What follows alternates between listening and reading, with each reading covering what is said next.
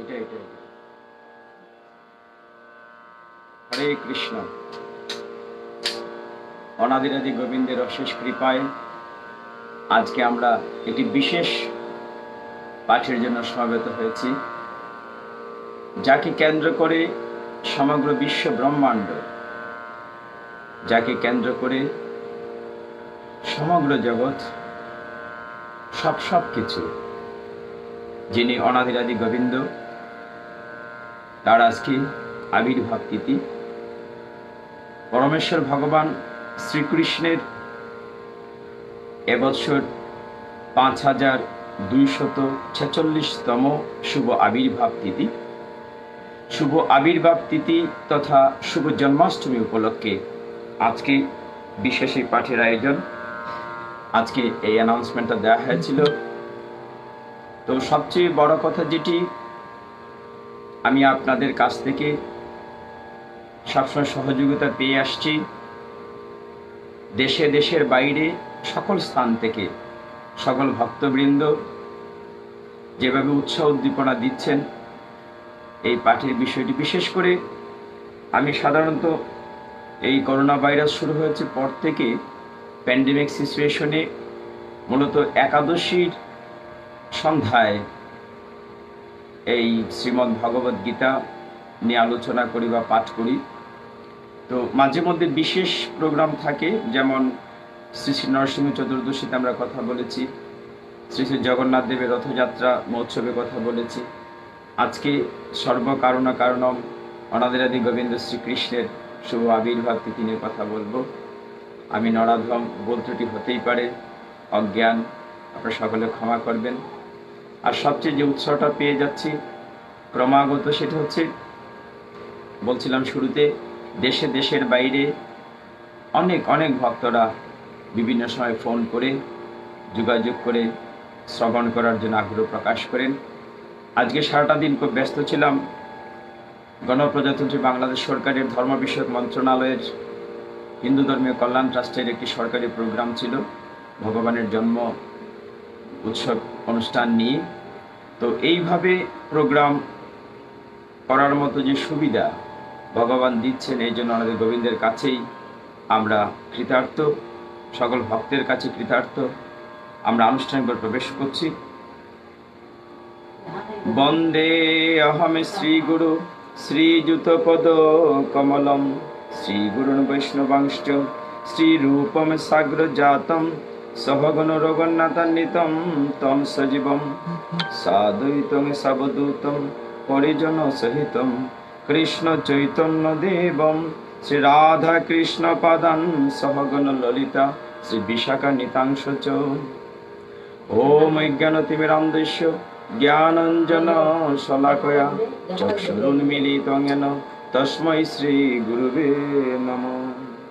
হে কৃষ্ণ করুণা সিন্ধু দীনবন্ধো জগৎপতে গোপেশ গোপিকা কান্ত রাধা কান্ত নমস্তুতে। তপ্ত কাঞ্চন গৌরাঙ্গী রাধে বৃন্দাবনেশ্বরী বৃষভানুসুতে দেবী প্রণমামি হরি প্রিয়ে। নমো মহাবদান্নায় কৃষ্ণ প্রেম প্রদায়তে কৃষ্ণায় কৃষ্ণ চৈতন্য নাম্নে গৌরতীশে নমো। নারায়ণং নমস্কৃত্য নরস্নৈব নরোত্তমম দেবীং সরস্বতীং ব্যাসং ততো জয় মুদিরয়েৎ। বাঞ্ছাকল্পতরুভ্যশ্চ কৃপা সিন্ধুভ্য এব চ পতিতানাং পাবনেভ্যো বৈষ্ণবেভ্যো নমো নমঃ। আমরা কৃপা করে হাত তুলি। জয় শ্রীকৃষ্ণ চৈতন্য প্রভু নিত্যানন্দ শ্রী অদ্বৈত গদাধর শ্রীবাসাদি গৌরভক্ত বৃন্দ। হরে কৃষ্ণ কৃষ্ণ কৃষ্ণ হরে হরে, হরে রাম রাম রাম হরে হরে। হরে তৎসৎ। অনাদিরাদি গোবিন্দের অশেষ কৃপায়, আসলে কৃপা সিন্ধু এই কারণে বলা হয়, কৃপার কোনো শেষ নেই। চারদিকে আজকে বিশ্বব্যাপী মহামারীতে এখনো গোবিন্দ যে আমাদের যাদেরকে বাঁচিয়ে রেখেছেন, সুস্থ রেখেছেন, কাজে তার কাছে কৃতজ্ঞতা প্রকাশ করে শেষ করা যাবে না। আমরা শুরুতেই আজকে জন্মাষ্টমী আবির্ভাব তিথি নিয়ে দুইটি কথা গুরুত্বপূর্ণ আলোচনা করতে হবে। সেটি হচ্ছে, অনেকেই বলছেন যে আজকে জন্মাষ্টমী উপবাস করছেন, কেউ কেউ করবেন আগামীকাল, আমরাও আগামীকাল করব। তো এই 2 দিন নিয়েই অনেক জায়গায় একটি সমস্যা হচ্ছে, আজকে করবেন না কালকে করবেন। এই সমস্যাটা আমরা আগে সমাধান করি, তারপর পাঠে প্রবেশ করি, তাহলে সকলের জন্য ভালো হবে। আজকে শুরুতেই এক পরম ভক্তকে স্মরণ করছি। আমাকে ফোনে কথা বলেছিলেন বরিশাল মঠবাড়িয়ার সুস্মিতা সাউজাল। তো সুস্মিতা মাতাজিকে প্রণতি নিবেদন করছি। পরমেশ্বর ভগবান তার এবং তার পরিবারের সকলের মঙ্গল করুন। সকল ভক্তরা যারা শুনছেন, যে যেখানে বসে, আমার সেটের সামনে যারা আছেন, সামাজিক দূরত্ব বজায় রেখে, স্বাস্থ্যবিধি মেনে, দেশে বা দেশের বাইরে বসে যারা শুনছেন, সকলকে দণ্ডত প্রণিপাত নিবেদন করছি। বাঞ্ছাকল্পতরুভ্যশ্চ কৃপা সিন্ধুভ্যেব এব চ পতিতানাং পাবনেভ্য বৈষ্ণবেভ্যো নমো নমঃ। আজকে না কালকে, এই বিষয়টা নিয়ে একটি কনফিউশন হয়েই থাকে। এই বিষয়টা একটা কনফিউশন থেকেই থাকে যে আজকে না কালকে। যে একাদশীর বেলা ওরকমটা হয়, আমাদের পরিবারের আশেপাশে এরকমটি হয় যে কেউ কেউ আজকে করছে, কেউ 15 দিন করছে। একদম সহজ করে বিষয়টি নিয়ে আলোচনা করা যায়। সহজ কি? আবার অনেকে বলেন সহজ কথা তো বলা কঠিন। আমি বলছি না, কবিগুরু বলেছিলেন। বিশ্বকবি রবীন্দ্রনাথ ঠাকুরকে একবার তার এক ভক্ত এসে জিজ্ঞাসা করেছিলেন, গুরুজি আপনি যে লিখেন বড্ড কঠিন হয়, একটু সহজ করে কইতে পারেন না? তো গুরুজি বলছিলেন, সহজ কথা বলতে তোমরা কহ যে, সহজ কথা যায় না বলা সহজে। মানে সহজ কথাটা বলাটি সবচেয়ে কঠিন। কিন্তু এই আজকে না কালকে, এটা সহজ উপায় হচ্ছে এই, আমরা সাধারণত আমরা দিন বা তারিখ হিসেব করে থাকি রাত্রে 12টা 1 মিনিট থেকে। এটি আমাদের সনাতনী হিসেব নয়। সনাতনী হিসেবটা হচ্ছে ব্রহ্ম মুহূর্ত থেকে দিন শুরু। ইংরেজি নিয়ম হচ্ছে রাত্রে 12টা 1 মিনিট থেকে দিন শুরু হয়। পরবর্তীতে ব্রহ্ম মুহূর্ত কি? সেটি হচ্ছে প্রতিদিন সূর্যোদয়ের পঞ্জিকাতে একটি টাইম আছে যে এতটা সময় সূর্যোদয় হয়। সূর্যোদয় থেকে 1 ঘন্টা 36 মিনিট, আমি আবার বলছি, সূর্যোদয় থেকে 1 ঘন্টা 36 মিনিট পূর্ব সময়টাকে বলা হয় ব্রহ্ম মুহূর্ত। তো ওই সময়টাতে আজকে সপ্তমী ছিল, অষ্টমী লাগেনি তখন।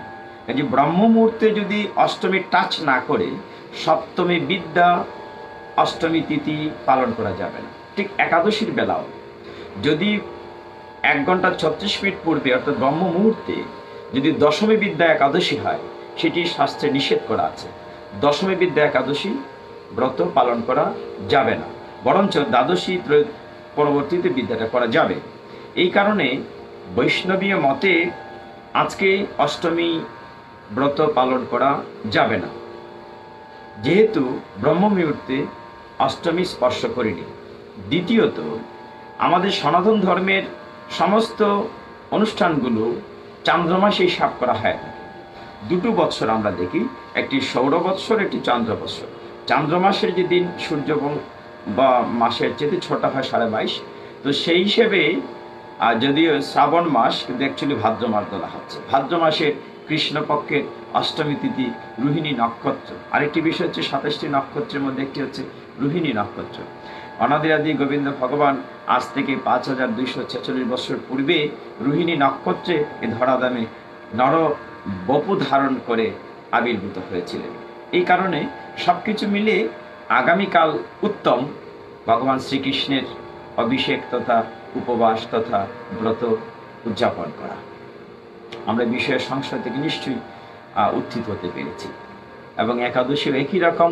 আমরা চেষ্টা করব এই সময়টাকে হিসেব করে, সকলেই পারবেন। একেবারে সহজ বলছে যে সূর্যোদয়টা দেখলে হবে, সেখান থেকে 1 ঘন্টা 36 মিনিট পূর্বে আমরা যাব। আর কিঞ্চিত বেশ কম যেটা হয়ে যায়, কখনো কখনো 2টা ডিটে এটা এরকম হয় যে 1 ঘন্টা 36 মিনিটের জায়গায় যে আমাদের অনেকে যে ঘড়ি বা লিস্ট দেখে যারা বর্ষী তালিকাটি করে থাকেন, 1 সেকেন্ডের ব্যবধানে একটা দিন সরে যেতে পারে।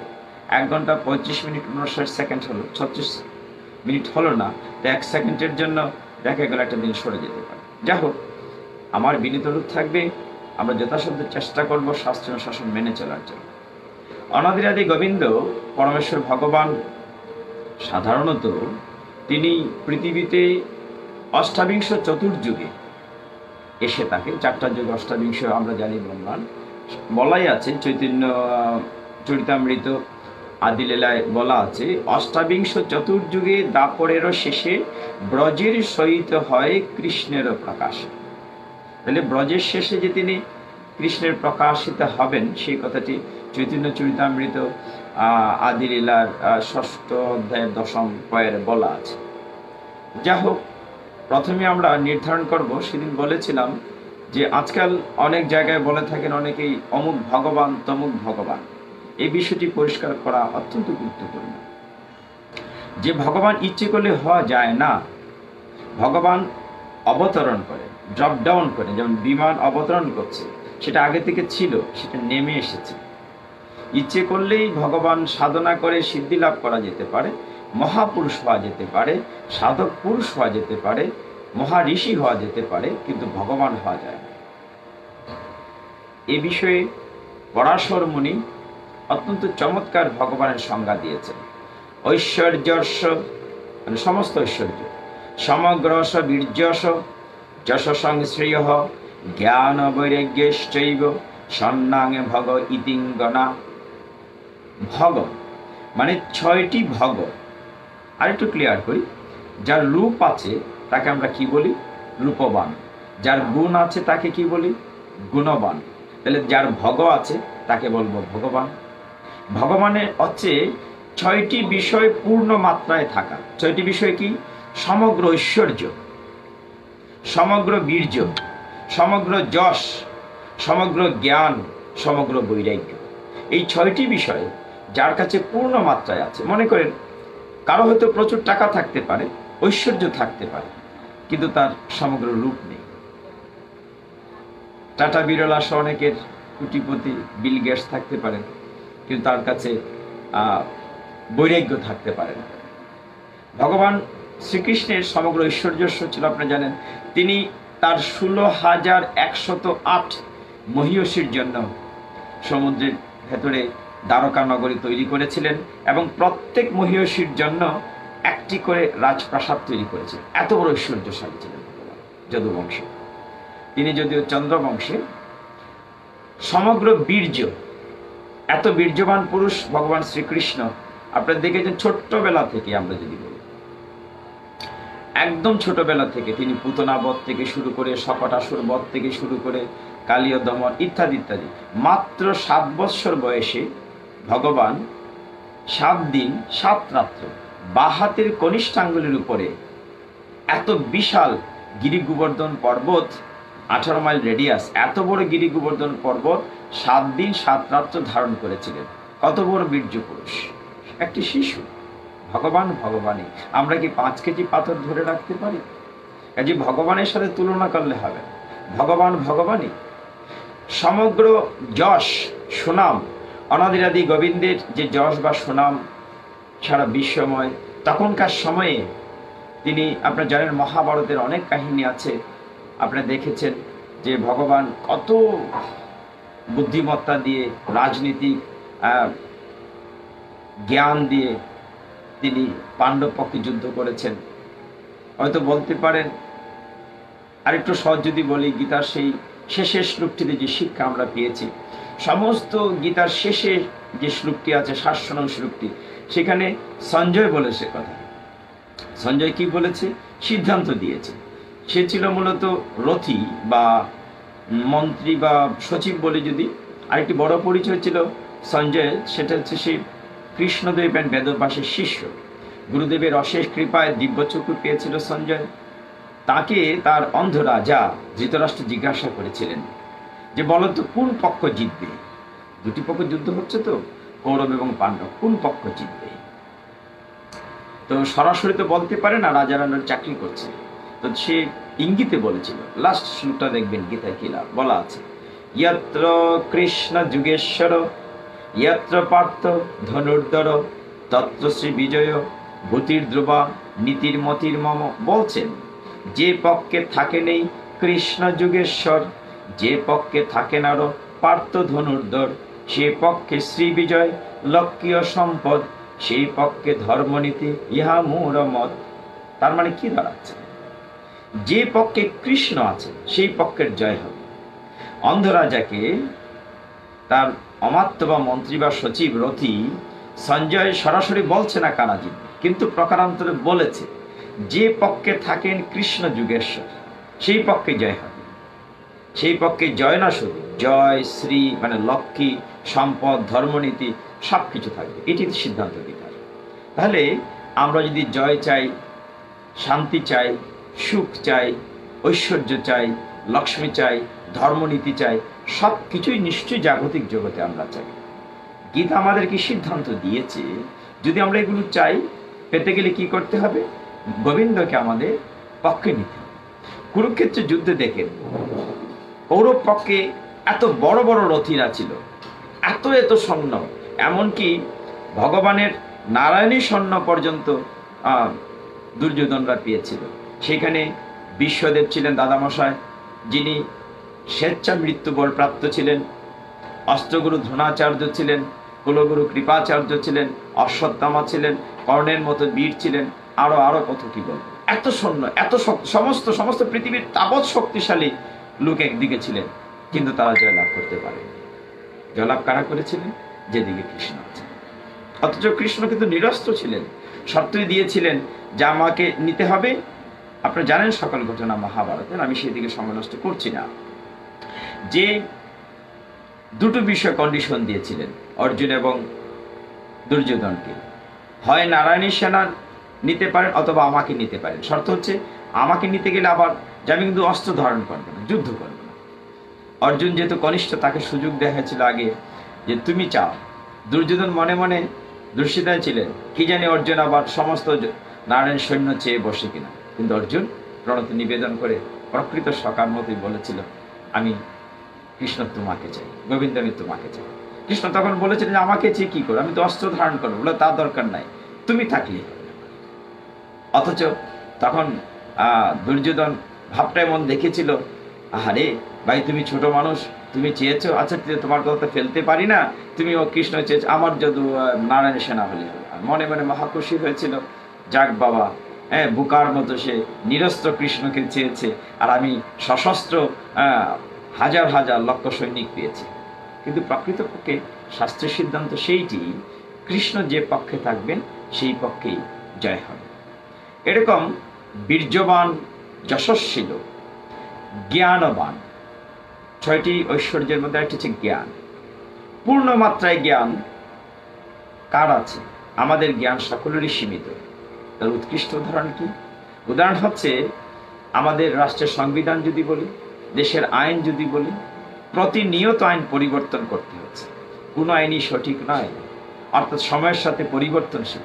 কিন্তু ভগবান যে আইন দিয়ে গিয়েছেন অপরিবর্তনীয়। পরমেশ্বর ভগবানের পদ্মমুখ নিঃসৃত অমৃত বাণী শ্রীমৎ ভগবদ গীতা, যার একটি বর্ণ, একটি অক্ষর কখনো চেঞ্জ করা যাচ্ছে না, যাবে না। অথচ আজ থেকে 5000 অধিক সময় পূর্বে ভগবান সেই জ্ঞান অর্জুনকে লক্ষ্য করে সমগ্র জগৎবাসীকে দিয়েছেন। কাজে এই যে বলা হচ্ছে যে ঐশ্বর্য, 6টি বিষয় পূর্ণ মাত্রায় ভগবানের কাছে সেই জ্ঞান ছিল। আর কি ছিল? বৈরাগ্য। যার কাছে পূর্ণ বৈরাগ্য থাকবে, তার উৎকৃষ্ট উদাহরণ কি? আমরা কি আসক্তি শূন্য হতে পারি? আমরা কি বৈরাগ্য হতে পারি? আমরা ছোট্ট একটা কাপড়ের মায়া ত্যাগ করতে পারি না, কিচ্ছু ত্যাগ করতে পারি না। স্ত্রী পুত্র পরিজনের মায়ায় আমরা এতটাই আসক্তিগ্রস্ত হয়ে থাকি, আমার সম্পদ, আমার বাড়ি, আমার গাড়ি, আমার সুনাম, আমার ইত্যাদি ইত্যাদি ত্যাগ করতে পারি না। কিন্তু ভগবান কি করেছিলেন? শারদা পূর্ণিমা রাত্রিতে, আমরা সকলেই জানেন, রাস পূর্ণিমাতে হাজারো লক্ষ শত সখীরা, মানে অপ্সরার মতো সৌন্দর্য পরিস্ফুটা সেই রমণীরা, ব্রজ গোপিনীরা সাথে প্রত্যেকের সাথে কৃষ্ণ ছিলেন। এত বড় আসর তিনি ত্যাগ করে চলে গিয়েছিলেন। কত বড় বৈরাগ্য! এই সবকিছু মিলে এরকম 6টি গুণ যার কাছে পূর্ণ মাত্রায় আছে, তিনিই ভগবান। আজকাল সাধনা করে অনেকে নিজেকে ভগবান মনে করেন, কিন্তু পরাশর মুনি সে সিদ্ধান্ত দেননি। তিনি বলছেন ঐশ্বর্যস্য সমগ্রস্য বীর্যস শশসংশ্রিয় জ্ঞান বৈরাগ্যৈশ্চৈব শস্নাং ভগ ইতিঙ্গনা। এই ভগ, 6টি ভগ যার কাছে পূর্ণ মাত্রায় আছে। আরেকটি বিষয় ভগবানের সঙ্গে বলা হয়েছে যে ভগবান যখনই যেভাবে যে অবতারে আসবেন সবসময় চির যৌবন মানে চির যুবক থাকবেন, কখনো শ্বশ্রু দাড়ি গজাবে না। ভগবান 125 বৎসর এই নরলীলা করেছিলেন দাপর যুগে। তাকে একই রকম দেখা গেছে, নব ঘন কিশোর, একেবারেই সবসময় তিনি সর্বাকর্ষক ছিলেন।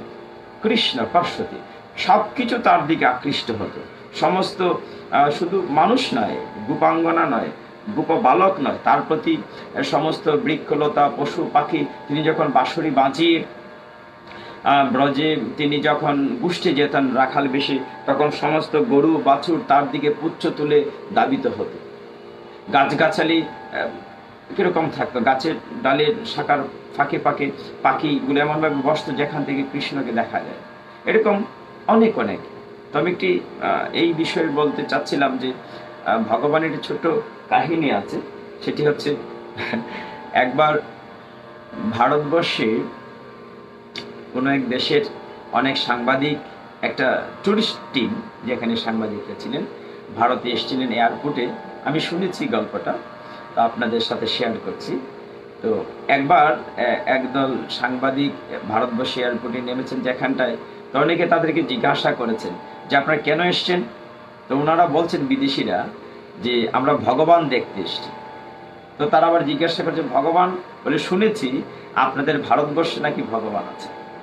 তো তারা ভগবান দেখতে এসছেন, পর্যটক এই গ্রুপটি সাংবাদিক সহ। তারা প্রায় 1 মাস সমগ্র ভারত ঘুরেছেন, আপনার বিভিন্ন জায়গায় ঘুরেছেন। ঘুরতে ঘুরতে যখন সমস্ত ভারত দেখে ফিরে গিয়েছেন, যাওয়ার পরে ফেরার রাস্তায় আবার তাদের সাথে এয়ারপোর্টে তাদের দেখা হয়েছে। একই কথা জিজ্ঞাসা করেছে যে আপনাদের কি ভগবান দেখা হয়েছে ভারতে যে এসছেন। তো বলছে হ্যাঁ দেখা হয়েছে। ভগবানের দেখা পেয়েছে, হ্যাঁ দেখা পেয়েছি। যে ভগবান কেমন, কে ভগবান? তো তারা যে উত্তরটি দিয়েছিলেন খুব হাস্যরসাত্মক হলেও চমৎকার। উত্তরটি এরকম দিয়েছিলেন যে আমরা বিভিন্ন জায়গায় ধর্মালয়ে, উপাসনালয়ে, তীর্থস্থানে গিয়েছি, কোথাও গিয়ে দেখেছি কেউ হয়তো খড়গ নিয়ে দাঁড়িয়ে আছে, হ্যাঁ, কেউ হয়তো দেখেছি গদা নিয়ে দাঁড়িয়ে আছে, কেউ হয়তো দেখেছি এই শঙ্খচক্র বা বিভিন্ন বিষয় নিয়ে দাঁড়িয়ে আছে, অস্ত্রশস্ত্র দাঁড়িয়ে আছে, কোথাও তীর দাঁড়িয়ে আছে। আমাদের বাড়িতে বা যে কোনো বাড়িতে যিনি জমিদার বা মালিক, তিনি কি কাজ করেন? তারা প্রশ্ন শুনেছে, না কাজ করেন না। কাজ করে কারা? যারা কামলা কাজলা, বাড়িতে শ্রমিক যারা কাজ করেন। তো বাড়ির মালিক কি কাজ করেন? এই জমির মালিক কি কাজ করেন? যিনি জমিদার বা রাজা, তিনি না, তিনি কাজ করেন না। যে আমরা বিভিন্ন জায়গায় দেখেছি প্রত্যেকের হাতেই এরকম উইপন্স আছে কিংবা ইনস্ট্রুমেন্ট আছে, তারা বিভিন্ন কাজে লিপ্ত, তারা কেউ ভগবান নয়। কিন্তু এক জায়গায় গিয়ে দেখেছি, শ্রী বৃন্দাবনে এবং মায়াপুরে দেখেছি একজন শ্যামাল মতো মানে কালো মতো লোক এরকম দাঁড়িয়ে বাঁশরি বাজাচ্ছে, আনন্দে স্মিত হাস্য, আর তার চারদিকে সখী পরিবেষ্টিত নৃত্য করছে।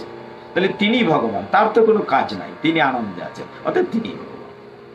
মানে তাদের সিদ্ধান্তটি যদিও হাস্যরসাত্মক, কিন্তু এটি বাস্তব যে তিনি ভগবান, যার হাতে কোনো অস্ত্র নেই, তিনি আনন্দ করছেন, বাঁশরি বাজাচ্ছেন, নৃত্য করছেন, তার চারপাশে সখীরা নৃত্য করছে। মানে অর্থাৎ সকলে, এই জন্য বলা হচ্ছে অনাদির আদি গোবিন্দ সর্ব কারণ কারণম, বলে বলছে যে সচ্চিৎ আনন্দ বিগ্রহ, তিনি হচ্ছেন সচ্চিৎ আনন্দের বিগ্রহ। তো এর উত্তরটি ব্রহ্মাজি দিয়েছিলেন। আমরা আবির্ভাব লীলায় যাব, তার পূর্বে ব্রহ্মাজির ব্রহ্মসংহিতায় ভগবানের সংজ্ঞাটি তিনি দিয়েছেন। ঈশ্বর পরম কৃষ্ণ সচ্চিৎ আনন্দ বিগ্রহ অনাদিরাদি গোবিন্দ সর্ব কারণ কারণম। ব্রহ্মসংহিতা 5:1 পঞ্চম অধ্যায় প্রথম শ্লোকে বলা হচ্ছে, ব্রহ্মাজি ব্রহ্মসংহিতা বলে ঈশ্বর পরম কৃষ্ণ, তিনি ঈশ্বর পরম কৃষ্ণ। সচ্চিৎ আনন্দ বিগ্রহ, তিনি সচ্চিৎ এবং আনন্দের বিগ্রহ। বলা হচ্ছে অনাদির আদি গোবিন্দ, প্রত্যেকটা কারণের পিছনে কারণ থাকে। যে আমি পৃথিবীতে এসেছি আমার পিতার কারণে, আমার পিতা এসেছেন তার পিতা মাতার কারণে। এইভাবে পরম্পরা যেতে যেতে একটা পর্যায়ে বোঝা যাবে, একদম উপরে যদি চলে যায়, যে তিনি কার কারণে আসছেন, তিনি আসছেন অনাদির আদি গোবিন্দের কারণে। তার পূর্বে আর কোনো কারণ থাকে না। এই যে অনাদির আদি গোবিন্দ, সর্ব কারণ ও কারণম। এবং আরো সহজ করে চৈতন্য চরিতামৃতে শ্রীল কবিরাজ গোস্বামী চমৎকার করে সংজ্ঞায়িত করেছেন, একেলা ঈশ্বর কৃষ্ণ আর সব বৃত্ত, যারে জয়িচে নাচায় সে তৈচে করে নিত্য। চৈতন্য চরিতামৃতের আদি লীলায় পঞ্চম অধ্যায়ের 142 শ্লোকে বলা হচ্ছে, একেলা ঈশ্বর কৃষ্ণ আর সব বৃত্ত, যারে জয়িচে নাচায় সে তৈচে করে নিত্য। একমাত্র ঈশ্বর হচ্ছেন কৃষ্ণ। অনেকেই বলে থাকেন তাহলে কি আমরা দেবদেবীর পুজো করব না? এই প্রসঙ্গটি আজকে ধর্মসভায় এসেছিল। আন্তর্জাতিক কৃষ্ণ ভাবনামৃত সংঘ ইস্কন হবিগঞ্জ শ্রী শ্রী নরসিংহজি মন্দিরে আজকে দিনব্যাপী প্রোগ্রামে আমরা যেখানটায় ছিলাম, তার উত্তর গীতায় আছে। আপনারা আগামী একাদশী দিন গীতায় আমি শ্লোক নাম্বার উল্লেখ করে কথাগুলো বলবো, আজকে যদি সারমর্ম বলছি সময় বেশি লাগবে। সেখানে বলা হচ্ছে যে দেবদেবীর পূজা করতে নিষেধ করা হয়নি। যারা অল্প বুদ্ধি সম্পন্ন লোক, স্বল্প বুদ্ধি সম্পন্ন লোকেরাই দেবদেবীর পুজো করে থাকে। কেন? সহজে প্রাপ্তির প্রত্যাশায়। কালী পুজো, মনসা পুজো, বিভিন্ন পূজা করে থাকে যে স্বল্পে চাহিদা মাত্রই পাওয়া যায়। কিন্তু চাহিদাটার একটি সীমা আছে। আপনি যদি স্বর্গ প্রাপ্তি হন, এক সময় পুণ্যফল ক্ষয় হলে পরে আবার স্বর্গ থেকে আপনার ড্রপ ডাউন হবে, ফিরে আসতে হবে। কিন্তু যদি অনাদিরাদি গোবিন্দের পেয়ে যান, তার ধামে পৌঁছতে পারেন, তাহলে আর ড্রপ ডাউন হতে হবে। এই কারণে বলা হচ্ছে যে গাছের গোড়ায় যদি জল দেয়া হয়, ডালপালা শাখা প্রশাখা এমনি জল পেয়ে যায়। এখন ডালপালা শাখা প্রশাখায় আমি জল ঢেলে সময় কেন ক্ষয় করব? দুর্লভ মনুষ্য জন্ম পেয়েছি, কাজেই আমাদের সেটা মাথায় রাখতে হবে। মাথায় রেখে ভগবান বলছেন, ইয়ৎ করো সিয়ৎ নাসি, তুমি যা করো, যা হোম করো, যা যজ্ঞ করো, সব আমাকে অর্পণ করো, নিষ্কাম কর্ম করো। যা হোক, আমরা একটু ওই দিকটায় যাই যে স্বয়ং ভগবানের ব্যাখ্যা হলো, তো তিনি কখন আসেন? উত্তর গীতায় তিনি নিজে দিয়েছেন। যে শ্লোকটি সবচেয়ে কমন এবং আশ্চর্যের বিষয়, কখনো কখনো আমাদের লজ্জা পেতে হয়, যদিও আজকাল পরিবর্তন এসছে। অনেক সময় আমি একটা অভিজ্ঞতার কথা বলি। একবার একটি কলেজে, হিন্দু অধ্যুষিত এলাকা, একটি কলেজে একটি অনুষ্ঠানে গিয়েছিলাম। সেখানকার এলাকার এমপি মহোদয় ছিলেন। তো অনুষ্ঠান সঞ্চালনের দায়িত্ব আমার ছিল। তো সেখানে অনুষ্ঠানের শুরুতে আমরা কি করি? সাধারণত কোরআন তেলাওয়াত, গীতা পাঠ করে থাকি। যখন স্টুডেন্টসরা হল ভর্তি ছিল, যখন আহ্বান করা হলো পবিত্র কোরআন থেকে তেলাওয়াত করার জন্য, একসাথে 30-35টা হাত উঠল। তো ওইখানকার অ্যারাবিকের টিচার মৌলানা স্যারকে জিজ্ঞাসা করা হলো, তিনি চুজ করে একটা ছেলেকে দিলেন। তারপরে যখন বলা হলো যে কি গীতা পাঠ করবে, একটি হাত ওঠেনি। Remember it, not a single hand raised there. একটি হাত ওঠেনি। কি লজ্জা! So many Hindu students are there. আমি যখন ওই কলেজের সংস্কৃত টিচারকে অনুরোধ করলাম একজন ছাত্র বা ছাত্রী দেওয়ার জন্য গীতা পাঠ করবে, তিনি বললেন, কই আমাকে তো আগে বলেননি। আমি বললাম, আমি তো মৌলানা স্যারকেও আগে বলিনি।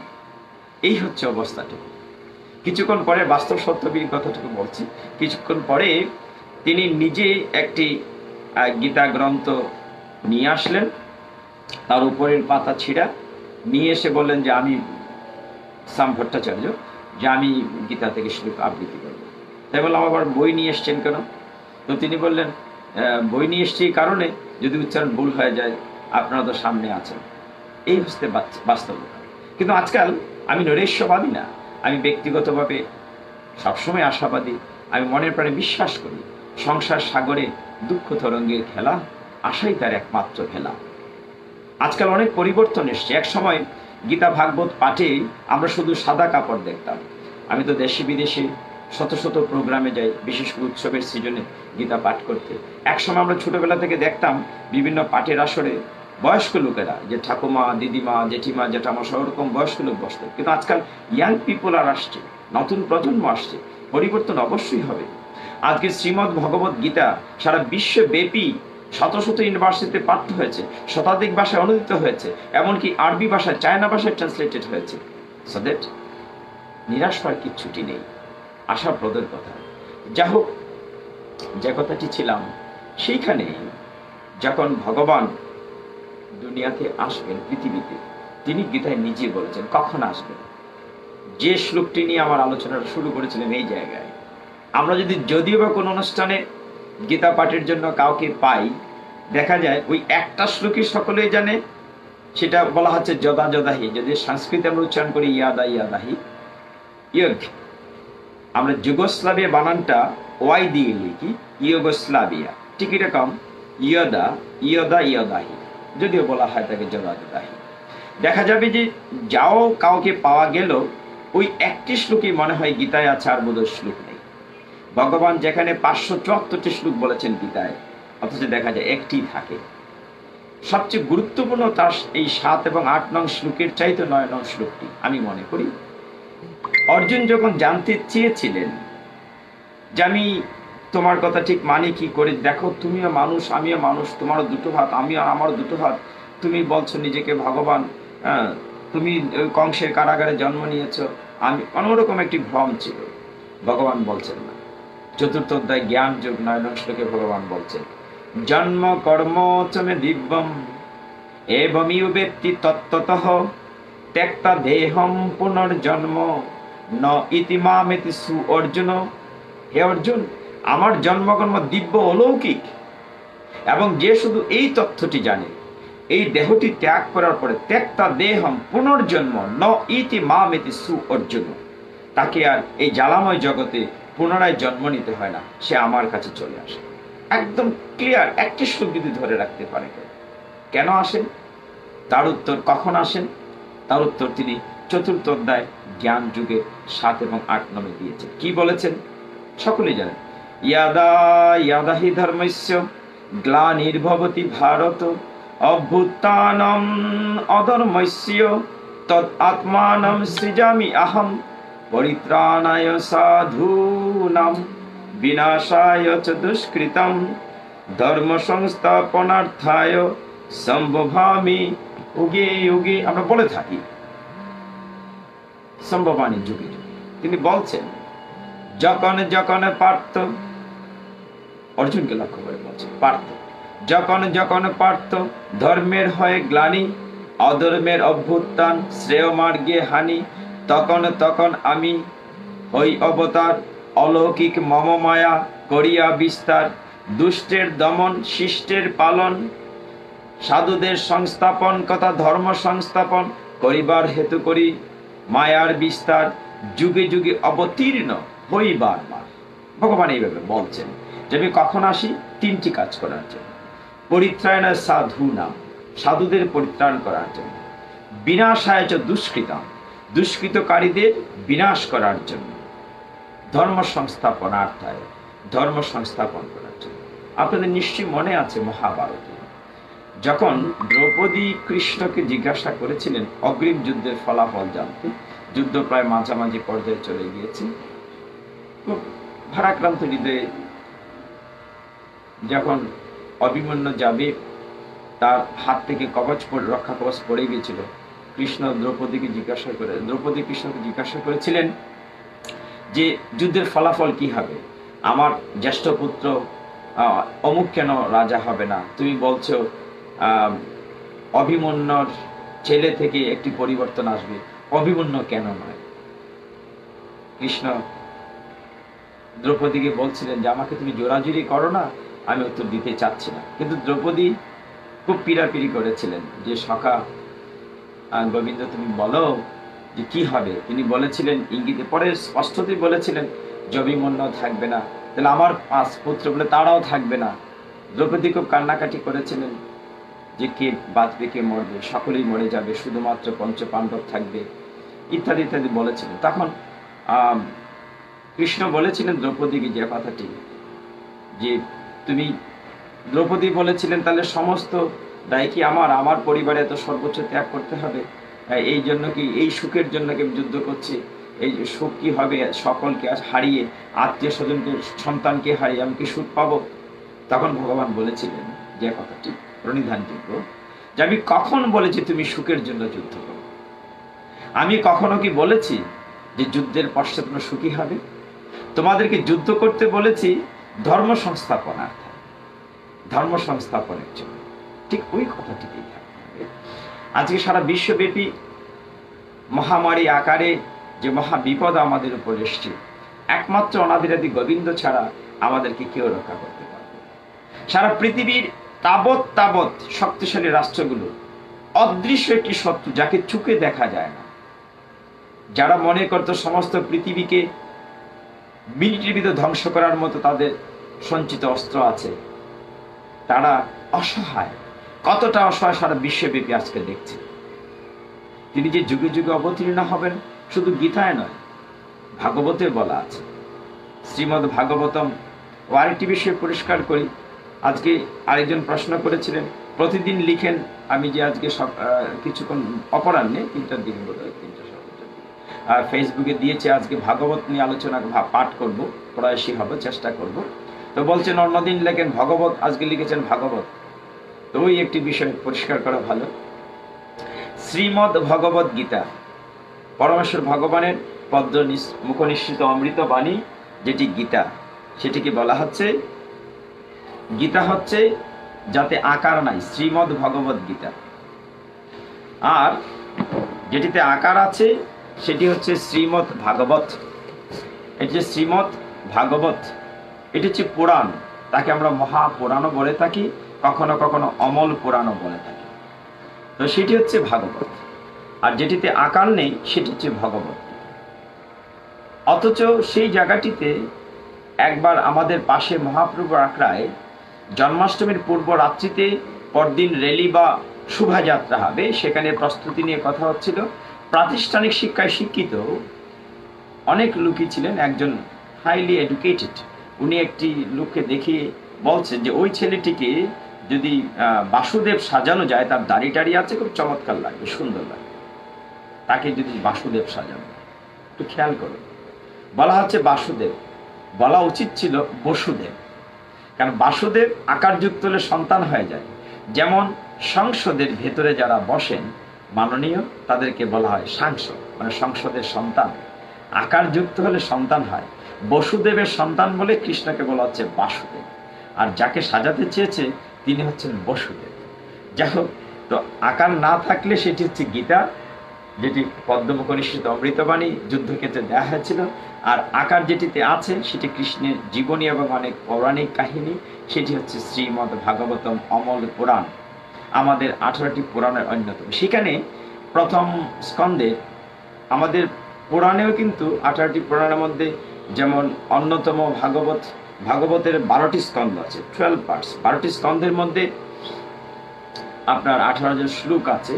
তো সেখানে প্রথম স্কন্ধের 3য় অধ্যায়ের 28 নং শ্লোকে বলা হচ্ছে, এতে চাংশ কলা পুংস কৃষ্ণস্তু ভগবান স্বয়ং ইন্দ্রারি বেকুলং লুকং নিরয়ন্তি সুযুগে যুগে।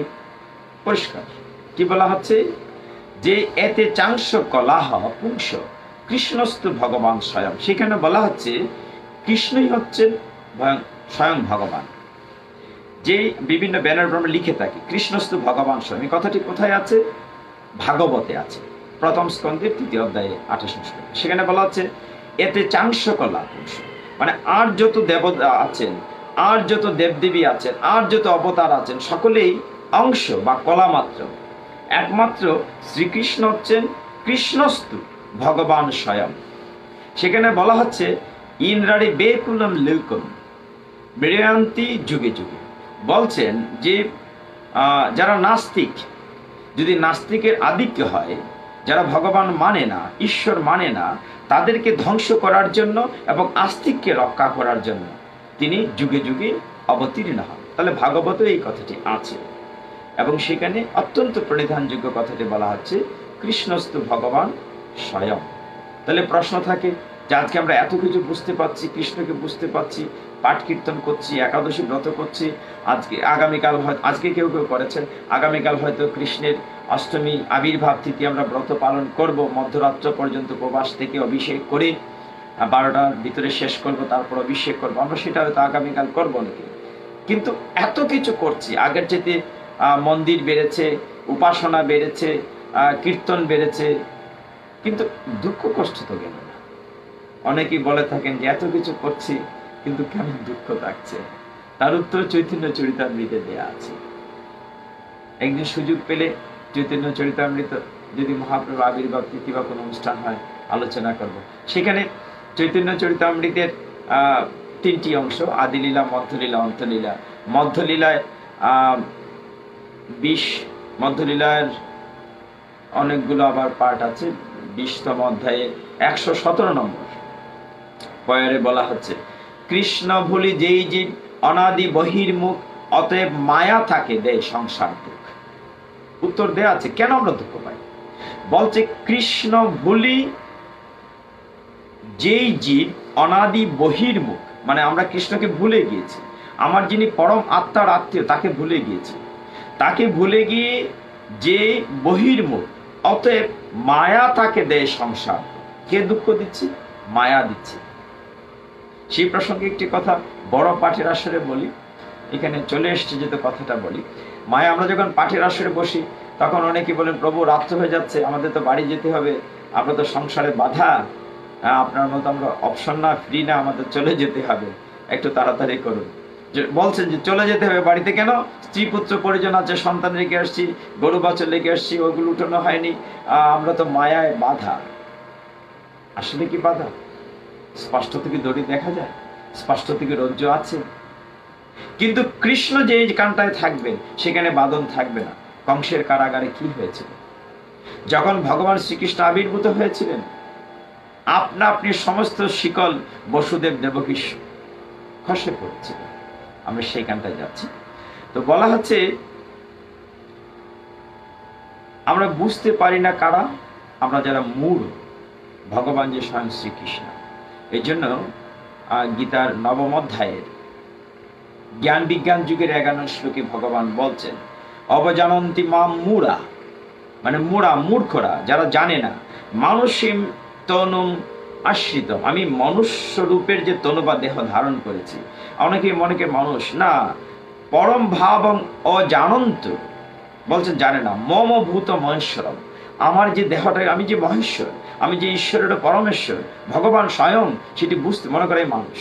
এবং ঠিক ওই জায়গাটা ভুল করে অর্জুনও ভুল করেছে বিষয়, তাকে মানতে রাজি ছিল যে তুই ভগবান, কিন্তু ঠিক ওই জায়গাটিতে বহু সময়ের প্রয়োজন। কেন? আমরা 6টি রিপু দ্বারা আমাদের সমস্ত জ্ঞান, সমস্ত প্রজ্ঞা আমাদের থেমে গিয়েছে। কাম, ক্রোধ, লোভ, মোহ, মদ, মাৎসর্য, এই 6টি শত্রু আমাদের এই হৃদয় মনকে কলুষিত করে। যেমন আয়নাতে যদি প্রচুর পরিমাণে ধুলি বা বালি পড়ে, স্পষ্ট চেহারা আমরা দেখতে পাই না। এই ধুলি বালি মুছতে হবে কৃষ্ণ ভক্তি দিয়ে, মুছতে হবে মহামন্ত্র জপ করে, তবে সেখানে প্রকৃত স্বচ্ছ প্রতিবিম্ব আমরা দেখতে পাবো, প্রকাশিত হবে। যা হোক, আমরা সেখানে যাচ্ছি। আজকে আবির্ভাব লীলা নিয়ে কথা বলবো। প্রায় 9টা বেজে গিয়েছে। আমরা চেষ্টা করব সবসময়, আমি যে কথাটি বলি যে আমি প্রথম যখন গীতা পাঠ শুরু করি করোনা ভাইরাসের মহামারীর সময়ে, প্রত্যেক একাদশীতে শুরুতে আমি 1 ঘন্টা কথা বলতাম, কিন্তু বিশেষ করে বাইরে যারা আছেন, দেশের বাইরে, আমেরিকা, লন্ডন বা বাইরে থেকে যারা শ্রবণ করছেন, তারা বলেন যে আমাদেরকে আরেকটু সময় দিতে হবে। আর যারা আমাদের দেশেও আছেন, যারা হরিবাসর করেন গীতা পাঠে বা অন্যান্য অনুষ্ঠান করে থাকেন একাদশী রাত্রিতে, তারাও বলেছেন একটু বাড়াতে। আমি চেষ্টা করছি 1.5 ঘন্টা পর্যন্ত যেতে। জানি না ভগবান কথা বলবেন। আমরা জানি যে বাস্তবে দেখেছি, ভাগবত নিয়ে কথা বলতে চাই আজকে, যে ভগবান যখন পৃথিবীতে আসবেন, প্রকৃতির একটি পরিবর্তন আসে। দেবকী গর্ভে কৃষ্ণ এসছেন। জাগতিক জগতে যেমন একজন পুরুষ নারীর মিলনের পরে সন্তান, ঠিক ওরকমটি নয়। এবং তারা চেয়েছিলেন ভগবানকে সন্তান হতে। আপনি জানেন, হাজার হাজার বৎসর পূর্বে দেবকী তো 3rd টাইম, তিনি সুত বা পৃষ্টি ছিলেন দেবকী, বসুদেব তার আগের জন্মে, তারও আগে পরবর্তী ছিলেন কশ্যপ, অদিতি ছিলেন, এবং 3rd টাইম এসে বসুদেব দেবকী হয়েছিলেন। তারা হাজার হাজার লক্ষ বছর তপস্যা করে কৃষ্ণের মতো সন্তান চেয়েছিলেন। ভগবান বলেছেন তথাস্তু। পরবর্তীতে কৃষ্ণ চিন্তা করলেন, আমি যে তথাস্তু বলে দিলাম, এখন আমার মতো তো দ্বিতীয় কেউ নেই, একম মেয়ে বা অদ্বিতীয়। কৃষ্ণের তো বিকল্প নেই, তিনি তো একেশ্বর। তো সেইখানে তিনি নিজেই কৃষ্ণ 3 বার এসেছিলেন, সুতবা কৃষ্ণের গর্ভে একবার, কাশ্যপ অদিতির গর্ভে একবার, এবং সর্বশেষ বসুদেব দেবকীর গর্ভে একবার। দেখুন কি অদ্ভুত ব্যাপারটি, ভাদ্র মাসে কৃষ্ণপক্ষের রোহিণী নক্ষত্রে ঝড়ঝঞ্ঝার রাত্রিতে কারাগারে কেন এসছেন? চারদিকে খোলামেলা, রাজার বাড়িতে রাজপ্রাসাদে তো আসতে পারতেন, তিনি আসেননি কেন? যে আমরা এই মায়াবদ্ধ একটি সংসারে আছি তার প্রতীক দেখাতে চেয়েছে, যে একটা জেলখানায় আছে। আমি তো স্পষ্টই বলি যে আপনারা আমার সামনে যারা বসে আছেন, যারা পাঠ শুনছেন, যে আমরা সংসারটি একটি জেলখানা, স্পষ্টত একটি জেলখানায় আমরা আছি, আমরা কয়েদি। তো জেলে কিন্তু 2 রকম কয়েদি থাকে, একটি সশ্রম কারাদণ্ডে দণ্ডিত, একটি বিনাশ্রম দণ্ডে দণ্ডিত, 2 রকম কয়েদি থাকে না? তো একই রকম দেখেন এই সংসার জেলখানাতেও যদি 2, 3, 4 জন বউ থাকে, কয়েক ভাই থাকে, সকল ভাই কিন্তু পরিশ্রম করে না। 1-2 জন রাত দিন কাজ করে, আর 1-2 নাকে তেল দিয়ে ঘোরায়। ঠিক মহিলাদের বেলাও 1-2 জন বৌমা চাকরি করছে, হ্যাসেল, চুলা টেলছে, রান্না করছে, সমস্ত বাড়িঘর দেখাশোনা করছে, রাত দিন খেটে মরছে, আর কোনো কোনো বৌমা নাকে তেল দিলে ওই বাড়ির গল্প ওই বাড়ির গল্প ঘোরাঘুরি করে যাচ্ছে। জেলখানায় যেমন সশ্রম কারাদণ্ডে দণ্ডিত থাকে, এই সংসার নামক জেলখানাতেও 2 রকম কয়েদি থাকে। এখন প্রশ্ন হতে পারে, তাহলে আপনারা যারা আসলেন আজকে পাঠ শুনছেন, তো আপনার জেলখানায় থাকেন থেকে আসলেন কি করে? সমাধান আছে। উত্তর হচ্ছে আপনাদের পূর্ব জন্মের কোনো না কোনো স্বীকৃতি আছে, এই জন্য আসছে। এই কারণে দেখবেন সকলে কিন্তু গীতা পাঠে, ভাগবত পাঠে আসতে পারে না। হয়তো বাসা থেকে রওনা হয়েছে, দেখা গেল পাঠের আশ্রয় যাবে, কিংবা হয়তো আজকে লাইভ দেখবে, হয়তো বসেছে, দেখা গেল যে না, তার হয়তো আত্মীয় স্বজন এসছে, কোনো একটা অসুখ বিসুখ হয়ে গেছে। এই জন্য ভগবান গীতার দেখবেন প্রারম্ভে মঙ্গলাচরণে বলা হচ্ছে, সুধীর ভুক্তা গীতা অমৃতম মহা, মানে সুধীজন গীতারূপ অমৃত আস্বাদন করতে পারবে, সকলে পারবে না। গীতা ভাগবত সকলে আস্বাদন করতে পারবে না। ঘর থেকে বের হয়েছে, পাঠে আসবে, ঘর থেকে একসাথে বের হয়েছে, ভাগবত শ্রবণ করবে, সমস্ত কাজকর্ম বন্ধ করে আজকে লাইভ দেখার জন্য বসেছে, কিন্তু দেখা গেল কোনো না কোনো একটি অসুবিধা হয়ে গেছে, সে শুনতে পারবে না। পূর্বজন্মের স্বীকৃতি না থাকলে ভগবানের অমৃত কথা আস্বাদন করতে পারবে না। এই জন্য স্বীকৃতির প্রয়োজন আছে, চেষ্টা করে যেতে হবে।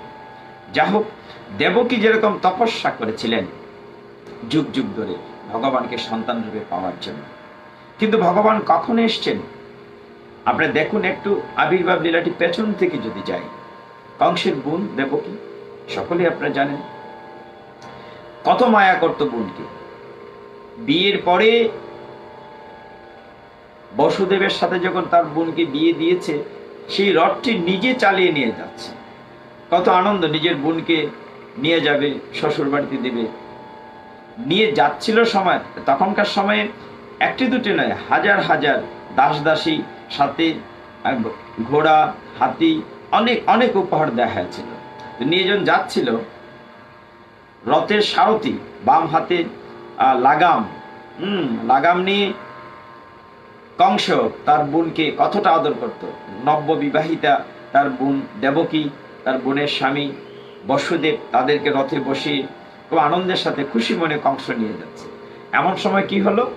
আকাশ থেকে দৈববাণী হলো, রে মূর্খ, তুমি যাকে এত যত্ন করে আদর করে রথে বসে নিয়ে যাচ্ছ, সেই তোমার বোনের 8ম গর্ভের সন্তান তোমাকে হত্যা করে, তার 8ম গর্ভের সন্তান তোমার হত্যাকারী।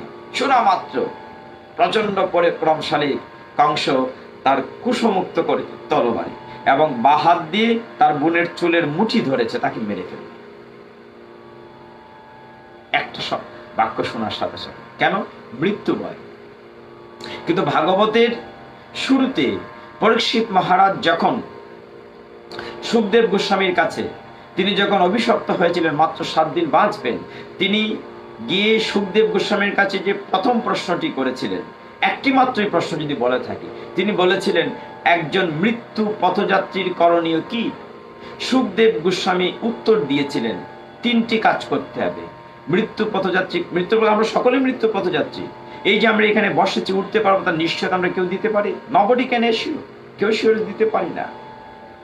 শ্বাস যে নিয়েছি, পরের শ্বাসটা নেবো, তার নিশ্চয়তা কেউ দিতে পারি না। আমরা সকলেই মৃত্যুপত্র জাতি। সুখদেব গোস্বামী উত্তরে বলেছিলেন প্রথম কথাটি, মৃত্যুকে ভয় না পাওয়া। মৃত্যুকে ভয় পেলে চলবে না, সকলেই মরবে। এই জন্য লোকটার নাম হচ্ছে মৃত্যু লোক, মর্তলোক। স্বর্গ মর্ত পাতাল বলি না, এই লোকটার নামে হচ্ছে মর্তলোক। এখানে সকলকেই মরতে হবে, কেউ বাঁচবে না আজ অথবা কাল। কাজে মৃত্যুকে ভয় পেলে চলবে। অথচ কংস ভয় পেয়ে গেছে মৃত্যুর কথা শুনে। বসুদেব চিন্তা করলেন তার নববিবাহিতা নবপরিণীতা স্ত্রীকে বাঁচাতে হবে, স্বামী হিসাবে তার কর্তব্য। তিনি তাৎক্ষণিক তাকে বলতে চাইলেন, হে রাজন, হে রাজপুত্র, হে কংস, হে বীর বিক্রম, তুমি অবলা একটি নারীকে হত্যা করে তুমি কলঙ্কিত জীবন করবে কেন? তোমার জীবনে কলঙ্ক আসবে কেন? তুমি তো পরাক্রমী মেয়েকে মারবে কেন? না, মেরে ফেলবো, ওর অষ্টম ঘরের সন্তান আমার হত্যাকারী। বসুদেব বোঝাতে চেয়েছেন গীতার উদ্ধৃতি দিয়ে, জাতস্য ধ্রুবং মৃত্যুর ধ্রুবং জন্ম মৃত্যুস্য চ, দ্বিতীয় অধ্যায় সাংখ্যযোগ। তিনি বলেছেন জন্মিলে মরতে হবে, মরলে জন্ম নিতে হবে, এটি ধ্রুব সত্য কথা। তুমি কি বেঁচে থাকবে আজীবন? আজ অথবা কাল। অষ্টম গর্ভের সন্তান তোমাকে হত্যা করুক বা না করুক, তুমি কি লাখ বছর কোটি বছর আজীবন বাঁচবে? একদিনে তো মরেই যাবে, মৃত্যু ভয় করছো কেন? কিন্তু না, কংস শুনছে না, তাকে মেরেই ফেলবে।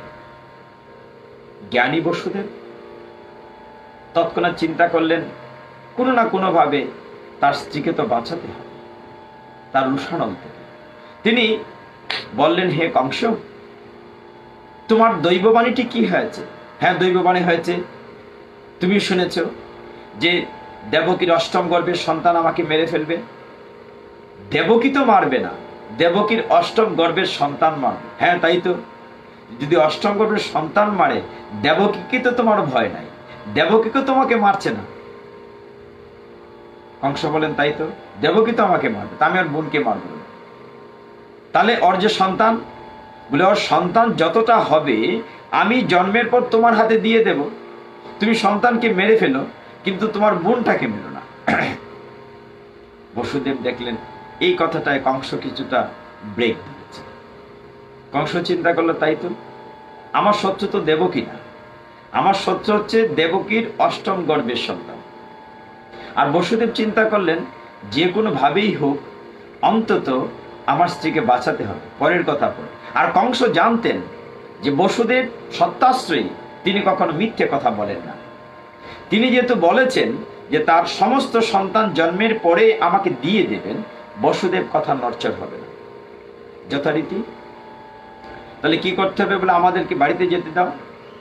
তো বাড়িতে যাওয়া হলো না, কংস না, সে হবে না, তোমরা যদি পালিয়ে যাও।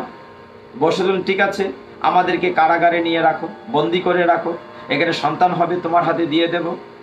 কংস মহাখুশি হলেন, উগ্রসেন সন্তান মহাখুশি হলেন, এবং যথারীতি দেবকী এবং বসুদেবকে নিয়ে কারাগারে মথুরাতে বন্দি করে রাখা হলো, পাথর চাপা দিয়ে রাখা হলো, শিকল বেঁধে রাখা হলো। কেন? যাতে করে সন্তান হওয়া মাত্রই কংস তাদেরকে মেরে ফেলতে পারে। আপনাদের সকলের জ্ঞাতার্থে বলছি, প্রত্যেকটি কারণের পিছনে আরো কারণ থাকে। যে 6টি সন্তান প্রথমত কংস হত্যা করেছিল, তারা মূলত মরীচি ঋষির পুত্র ছিল। মরীচি ঋষির পুত্ররা ছিল ব্রহ্মাকে। একদিন তারা, সেই 6 পুত্র ব্রহ্মাকে নিয়ে মানে হাসি তামাশা, রঙ্গ তামাশা কটাক্ষ করেছিল। ব্রহ্মা তাতে কুপিত হয়েছিলেন, কষ্ট পেয়ে অভিসম্পাদ দিয়েছিলেন, রে মূর্খ, ঋষির এই দাড়ি গুপ লাল 4 মুখ দেখে তোরা হাসাহাসি করছিস? মরীচি পুত্র, ঋষি মরীচি পুত্র অভিশাপ দিয়েছিলেন যে তোমরা জন্ম নিবে দানব কুলে, মানে অসুর কুলে তোমাদের জন্ম হবে। ওই 6 পুত্র অসুর কুলে কালনেমি, কংসের আরেক নাম কালনেমি, কালনেমির জন্ম নেবে।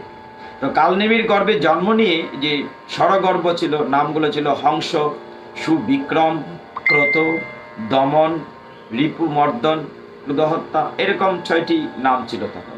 পরবর্তীতে নাম আর একটু স্পষ্ট করে বলবো। তো এই 6টি সন্তান কালনেমি অসুরের সন্তান হিসেবে যখন আসলো পৃথিবীতে, তারা আবার ব্রহ্মার ধ্যান করতে লাগলো। ব্রহ্মার ধ্যান করে তারা উন্নত জীবনের জন্য, এটি আবার তাদের দাদামশাই হিরণ্যকশিপু দেখে ফেললেন। দেখে বললেন, আমি রাজাধিরাজ মহারাজ, তোরা আমার আরাধনা না করে আমার শত্রু ব্রহ্মার আরাধনা করছেন, বিষ্ণুর একটা অংশ কলা ব্রহ্মার আরাধনা করছেন, আমি তোদেরকে অভিসম্পাদ দিচ্ছি, তোদের মৃত্যু তোদের পিতার হাতে হবে। হিরণ্যকশিপু ওই 6 কালনেমী সন্তানকে অভিশাপ, ব্রহ্মাজি অভিশাপ দিয়েছিলেন মরীচি ঋষির পুত্রদেরকে, তোদের জন্ম হবে অসুর কুলে। এই সন্তানের জন্মের পরে ব্রহ্মাজি সাধনা করেছে বলে হিরণ্যকশিপু অভিসম্পাদ দিয়েছিলেন, তোদের মৃত্যু হবে তোদের পিতার হাতে।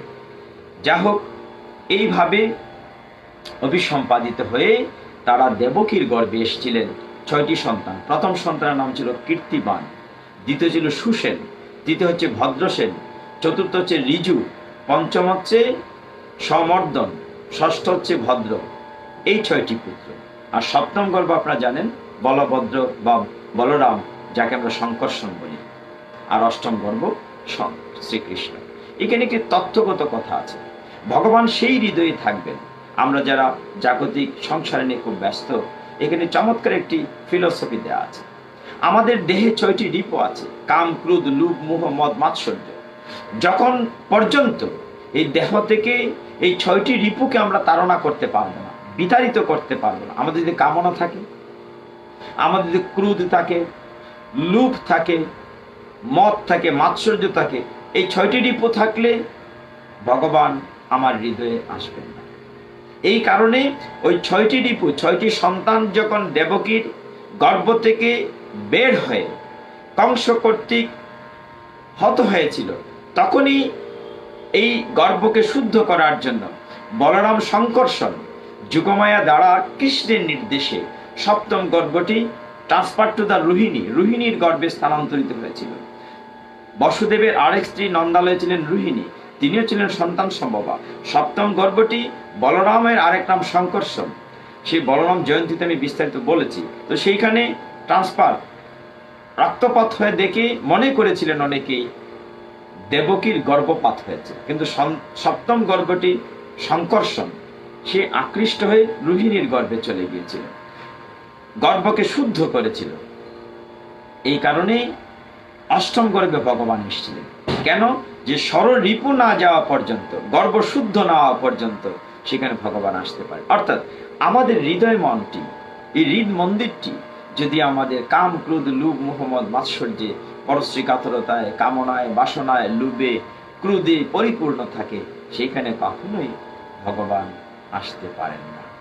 এই শিক্ষাটুকু ভাগবতে দেয়া হয়েছে। যখন প্রথম সন্তান কীর্তিমান ভূমিষ্ঠ হলো, তখন ক্রন্দন শুনে কারাগারের প্রহরীরা কি করলেন? যথারীতি কংসের কাছে সংবাদ দিলেন, এবং কংস এসে সন্তানকে নিলেন মারার জন্য। দেবকীকে অনুরোধ করলেন, দাদা, এই সন্তান তো তোমার শত্রু নয়, তোমার শত্রু তো হচ্ছে অষ্টম সন্তান, তুমি তাকে ছেড়ে দাও দাদা, ওকে তুমি মেরো না, 8 নম্বর সন্তান দেব। কংসের কিছুটা মায়া হয়েছিল শুরুতে। কংস কি করেছিলেন? যে ঠিক আছে, নে বোন রেখে। কিন্তু নারদ মুনি সেখানে উপস্থিত হয়েছিলেন। কেন? তিনি চাচ্ছিলেন যে ভগবান যেন তাড়াতাড়ি চলে আসেন, কংসের পাপের গড়া পূর্ণ হতে হবে।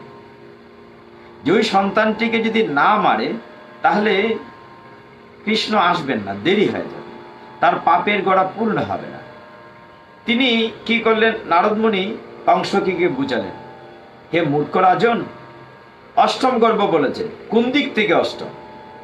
বাম দিক থেকে 1 2 3 4 5 6 7 8, না ওই দিক থেকে 1 2 3 4 5 6 7 8? যে অপাশ থেকে হবে ক্লকওয়াইজ না অ্যান্টি ক্লকওয়াইজ? যে যিনি প্রথম তিনিও তো 8 নম্বর হতে পারেন। কংস বললেন তাই তো। এবং নারদ মুনি বুঝাতে চাইলেন যে দেবতারা কত কলা কৌশল করে, ভগবান এখানে এসছেন, তার সাথে অনেকে হয়তো চলে এসছেন, কাজেই তুমি তাকে রেখো না, সেও তোমার হত্যাকারী হতে পারে। এটা বুঝে তাড়াতাড়ি কারাগারে গিয়ে কংস আবার ওই প্রথম সন্তানটি, যার নাম কীর্তিমান ছিল, তাকে এনে পাষাণে আছাড় মেরে হত্যা করেছে। এবার পরপর 6টি সন্তান, 6টি রিপু, কীর্তিমান, সুসেন, ভদ্রসেন, ঋজু, সমর্দন, ভদ্র, এই পর্যন্ত 6টি সন্তানকে কংস হত্যা করেছে। আর সপ্তম গর্ভটি ট্রান্সফার টু দ্য রোহিণী অভয়ারণ্যে চলে গিয়েছিল। সংকর্ষণ, বলরাম। তো অষ্টম গর্ভ যখন আসবেন ভগবান, কোথাও যদি কোনো রাজা মহারাজা মন্ত্রী আসেন, আমরা কি করি? শত শত তরুণ সাজাই, পুষ্প দিয়ে রাজপথ সাজাই, কিংবা চমৎকার সাজসজ্জা করি। যিনি সর্বকারণ কারণম, ঈশ্বর পরমেশ্বর ভগবান স্বয়ং, তিনি যখন পৃথিবীতে আসবেন, সমস্ত পৃথিবীর রং রূপ রস গন্ধ পরিবর্তন ঘটাই তো স্বাভাবিক।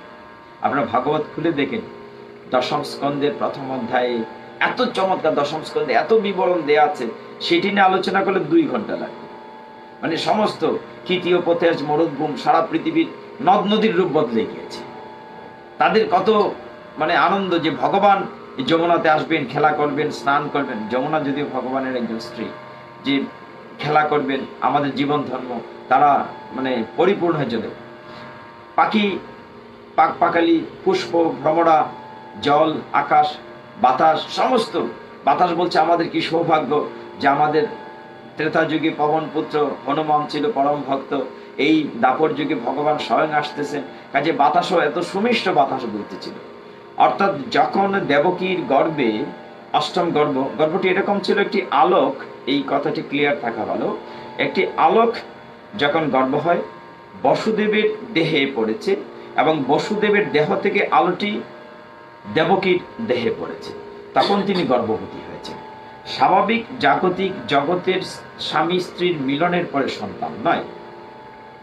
তো ভগবান যখন আসবেন, দেবকীর গর্ভে যখন সঞ্চারিত হলেন, দেবকীর চেহারা পরিবর্তন হয়ে গেল, মানে অন্যরকমের সৌন্দর্য, চেহারাটি আলোকিত হয়ে গেল, সমস্ত কারাগার আলোকিত হয়ে গেল, চারদিকে পরিবেশ এত চমৎকৃত হলো, নদ নদী জলে পরিপূর্ণ হলো, সরোবর চমৎকার, রাত্রির বেলা সরোবরে পদ্মফুল ফুটলো, সমস্ত চন্দ্র আলোকে আলোকিত হলো, অর্থাৎ সব দিকে একটি চমৎকারিত্বে পরিপূর্ণ হলো, সমস্ত বসন্ত রূপ ধারণ করলো।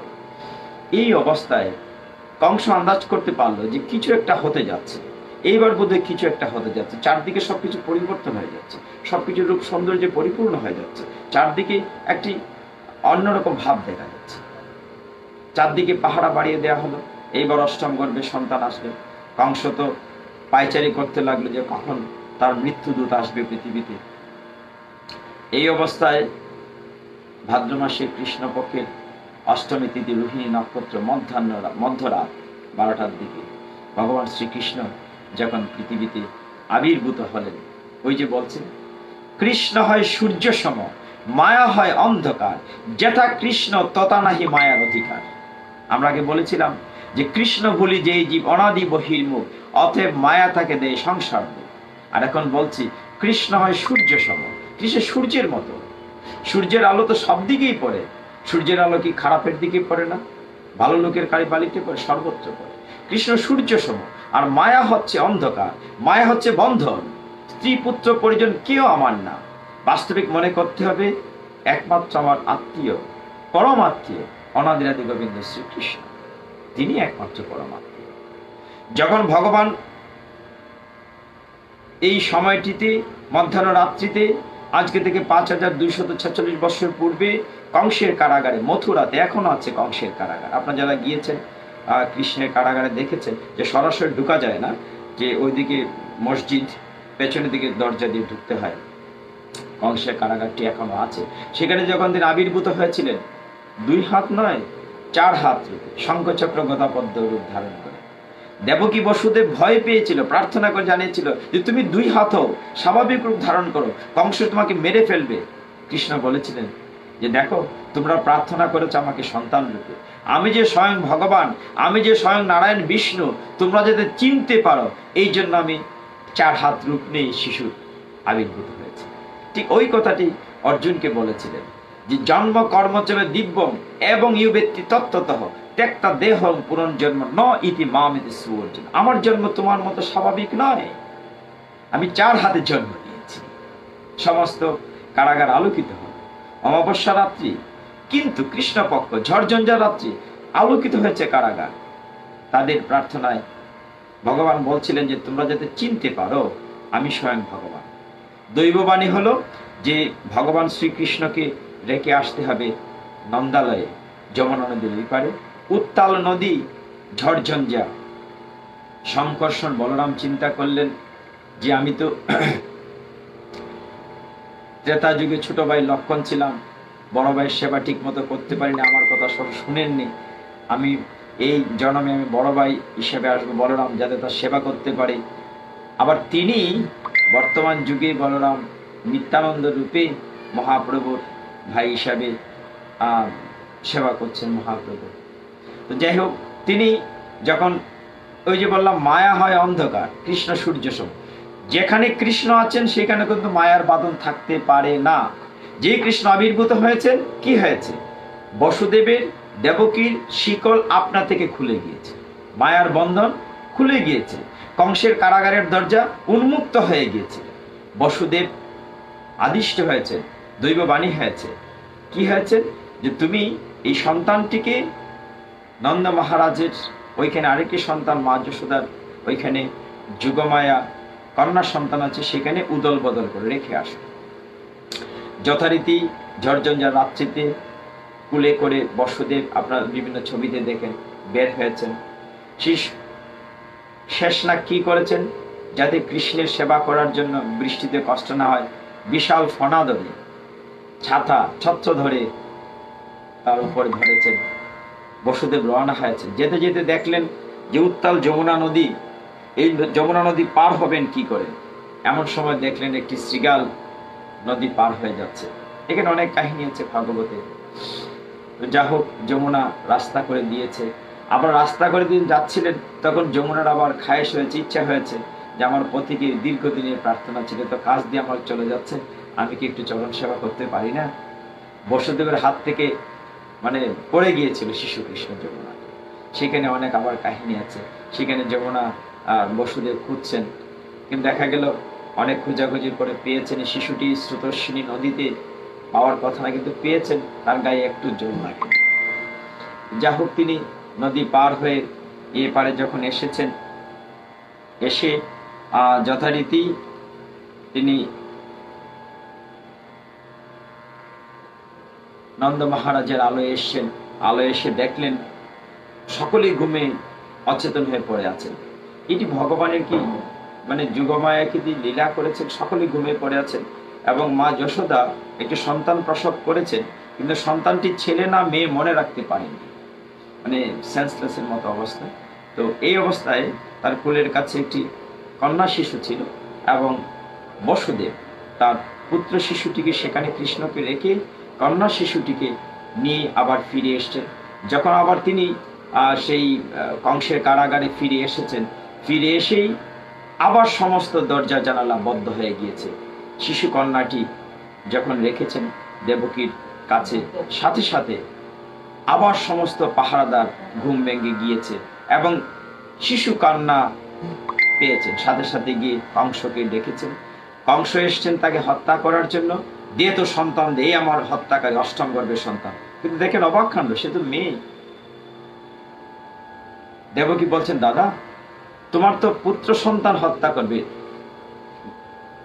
নারী সন্তান তো হত্যা করার কথা না, কাজেই তুমি মেরো না, তুমি তাকে দিয়ে দাও। মানেনি। কংস কি করেছে? এই কন্যা সন্তানটিকে নিয়ে যখন পাষাণে আছাড় মারতে চেয়েছে, তখন সেই সন্তানটি হাত থেকে ঊর্ধ্বগামী হয়ে অষ্টভুজা, 8 হাত অষ্টভুজা দুর্গা মূর্তি যুগমায়া রূপ ধারণ করেছে। তখন যে দৈববাণীটি বলেছিলেন সেটা বলে আজকে শেষ করব। বলেছিলেন, রে মূর্খ, তোমাকে বদিবে যে গোকুলে বাড়িছে, সে তোমাকে যে বধ করবে সে গোকুলে বাড়ছে, নন্দালয়ে বাড়ছে। হে ভক্তগণ, আজকে আমরা এখানে বিশ্রাম নেব, আমার সময় শেষ। তো পরমেশ্বর ভগবান শ্রীকৃষ্ণের জন্মলীলা নিয়ে আমরা আজকে আস্বাদন করেছি, আপনারা শুনেছেন। আমরা তার জয়দিন দেব। পরমেশ্বর ভগবান শ্রীকৃষ্ণ কি জয়, অনাদিরাদি গোবিন্দ কি জয়, পরমেশ্বর ভগবান শ্রীকৃষ্ণের শুভ জন্মাষ্টমী তিথি কি জয়। যাই হোক, আমরা শেষ করব। আমাদের কলিযুগে চৈতন্য মহাপ্রভু যে নাম দিয়েছেন, আমাদের সনাতন ধর্মের যে প্রার্থনা, আমরা সকলের জন্য প্রার্থনা করি। সর্বে সুখিনো ভবন্তু, সর্বে সন্তু নিরাময়া, সর্বে ভদ্রাণী পশ্যন্তু, মা কশ্চিৎ দুঃখ ভাগ হবে। পৃথিবীর সকল প্রাণী সুখী হোক, সকলেই নিরাময় হোক, সকলেই যেন মহামারী করোনা ভাইরাস থেকে মুক্ত থাকে। যারা আমাদের ছেড়ে চলে গিয়েছেন তাদের আত্মার শান্তি কামনা করি। যারা রোগগ্রস্ত আছেন তারা যেন সুস্থ থাকেন, সুস্থ হয়ে যান, এবং যারা ভালো আছেন তারা যেন সুস্থ থাকেন। সকলকে যেন ভগবান রক্ষা করেন। আজকের জন্মাষ্টমীর দিনে অনাদের আদি গোবিন্দের পদ্ম চরণ কমলে এই আমাদের প্রার্থনা হোক যে তিনি যেন সকলের মঙ্গল করেন। সর্বে সুখিনো ভবন্তু, সর্বে সন্তু নিরাময়া, সর্বে ভদ্রাণী পশ্যন্তু মা কষ্ট দুঃখ ভাগম। পৃথিবীর কেউ যেন দুঃখ ভোগ না করে। ওম শান্তি শান্তি শান্তি। হরি ওম তৎসৎ। আমরা কৃষ্ণ নাম করে শেষ করব। হরে কৃষ্ণ কৃষ্ণ কৃষ্ণ হরে হরে, হরে রাম রাম রাম হরে হরে, হরে কৃষ্ণ কৃষ্ণ কৃষ্ণ হরে হরে, হরে রাম রাম রাম হরে হরে, হরে কৃষ্ণ কৃষ্ণ কৃষ্ণ হরে হরে, হরে রাম রাম রাম হরে হরে। আমার ভুল ত্রুটি ক্ষমা করবেন। ওম যদস্কর পরিভ্রষ্ট মাতৃয়ন্তে যদ্ভবেৎ পূর্ণং ভবতু তৎসর্বং তৎপ্রসাদাৎ জনার্দনম। হরে কৃষ্ণ।